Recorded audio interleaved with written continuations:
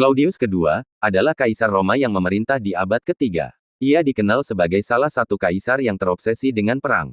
Salah satu keputusannya yang sangat kontroversial adalah, ia melarang para pemuda untuk menikah.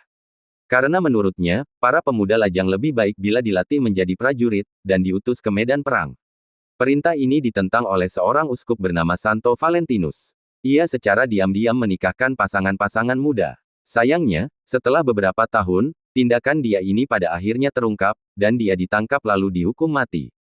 Sejak saat itu, tanggal 14 Februari sering diperingati sebagai Hari Valentine untuk mengenang Santo Valentinus. Selain itu, ada cerita bahwa sebelum dieksekusi, ia mengirimkan surat kepada seorang gadis, mungkin putri sipir penjaranya, dan menandatangani surat itu dengan kata-kata, "Dari Valentinmu." Ini dianggap sebagai awal dari tradisi mengirimkan kartu cinta. Walaupun Santo Valentinus dihormati dalam tradisi Kristen, tetapi kisahnya lebih banyak berasal dari legenda dan tradisi lisan daripada dari catatan Alkitab.